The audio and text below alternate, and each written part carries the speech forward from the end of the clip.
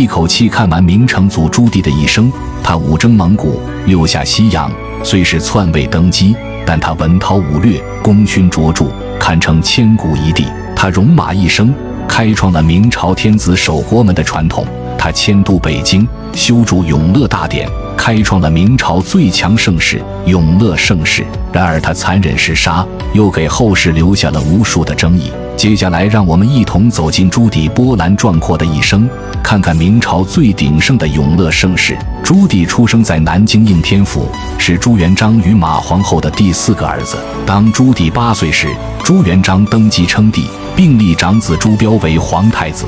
朱棣16岁时，根据父皇的安排，他与大将军徐达的长女成婚。6年后，他带着家人前往北平就藩。此后，他多次率军征战蒙古，立下赫赫战功，备受朱元璋喜爱。这段经历使他积累了丰富的统兵作战经验，为日后起兵造反奠定了基础。经过多年的战争洗礼，朱棣成为无可争议的最强藩王。在他39岁那一年，朱元璋驾崩，由于太子朱标早亡，22岁的皇太孙朱允文登基，改元建文。建文帝对朱王心存忌惮，刚登基不久就下旨废除朱棣的同母弟周王为庶人，并流放到云南。接着又废弃了代、襄、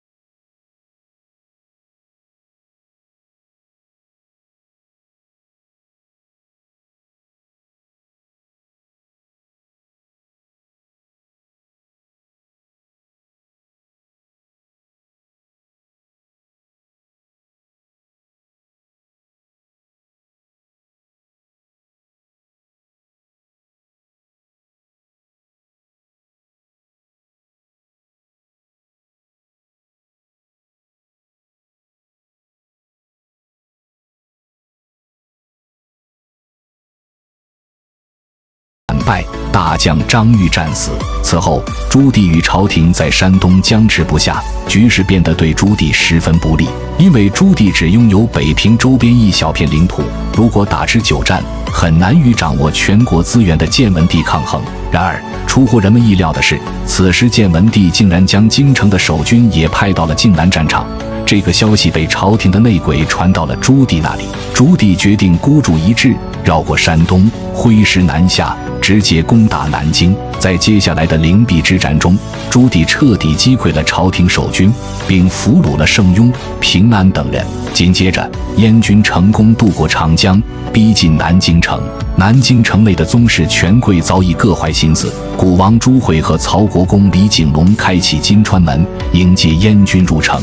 建文帝失望之下，在宫中纵火焚烧宫殿，从此消失无踪。朱棣对忠于建文帝的文官进行了血腥的清洗，对臣服的武将既往不咎，甚至有所奖赏，但皇位稳固后，仍将他们赶尽杀绝。公元1402年，43岁的朱棣正式登基称帝，改元永乐。朱棣登基后，首要任务就是安抚宗室，他大加封赏，让他们享受荣华富贵，但却削弱藩王的兵权，使其无法对皇位构成威胁。